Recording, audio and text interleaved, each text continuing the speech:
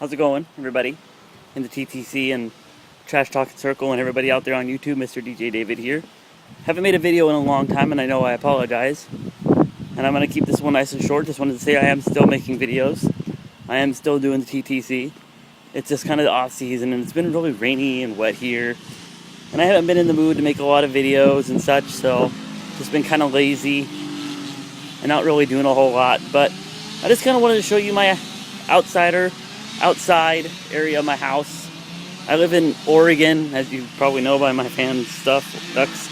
But I live, for the most city you probably know is Portland. I live about 20 minutes south of Portland. My neighbor's cutting up some trees, so that's the noise you hear.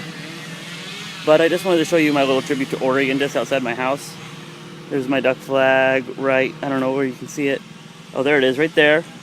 It's a little bit crooked right now. It's been really windy here and wet, so gotta fix that. But that's about it for stuff outside my house. You can't really, that's the one way you can tell I'm a duck fan.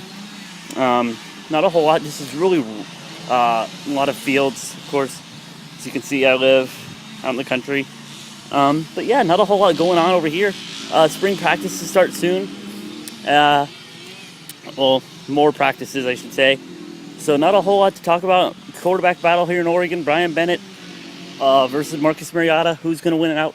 I think it's going to be Marcus Mariota. I think this kid has a lot to bring to the table. And I've been talking to his high school coach, and from what he's told me, he's as good of a passer as Andrew Luck, and he runs a 4.4.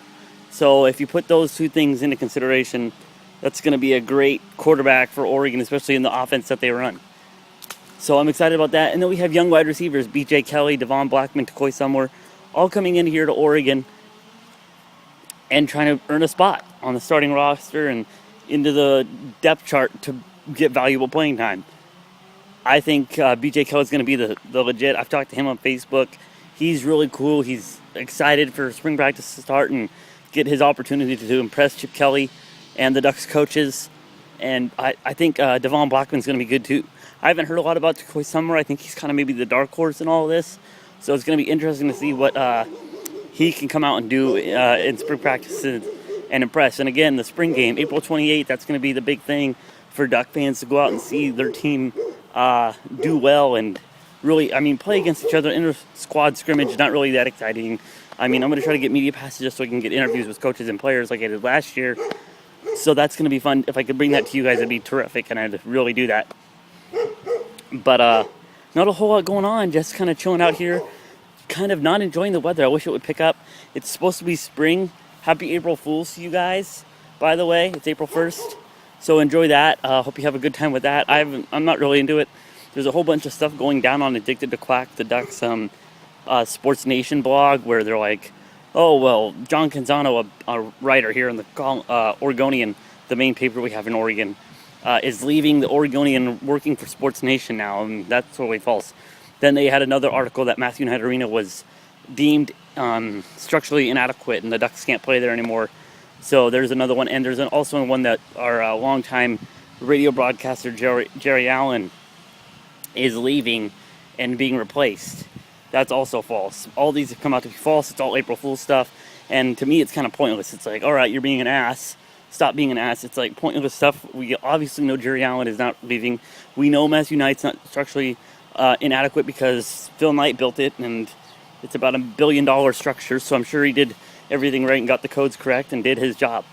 And the fact that John Canzano would leave a job at a major newspaper corporation to go work for a small, mainly Pac-12 football stuff, paper, whatever you want to call it, blog, is ludicrous to me. There's no way he would do that.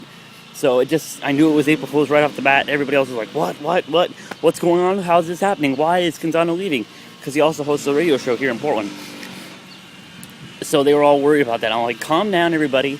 Your precious John Canzano, who he's not that great of a broadcaster to begin with. He's kind of a homer and kind of just if a team's doing great, he's on their side. If their team's doing bad, he's off it. So he's really bandwagoning. He's inconsistent with what he talks about.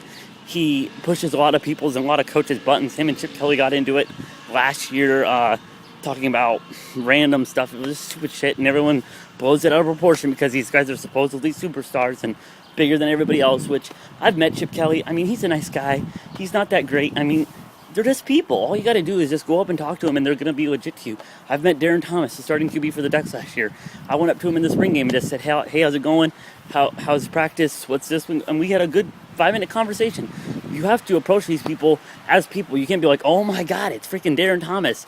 Oh my God, it's freaking Chip Kelly or Michael James. Like, yeah, they're great athletes and they're amazing to watch on the football field.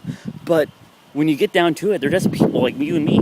They're average. They're just, I mean, well, you know what I'm saying. They're just people. They're not anything special. They're not gods. I've met Brandon Roy, star for the Portland Trailblazers, former star. He's retired now. But you get what I'm saying. You can't just go into it like, you have to be them your equal, especially in the broadcasting industry, which I'm in. You just can't put these people above you and put them on a pedestal, because that makes you look bad and makes you look unprofessional as a broadcaster. Anyway, I didn't want to make this video too long. Just kind of wanted to give you a quick notation that I'm still doing videos.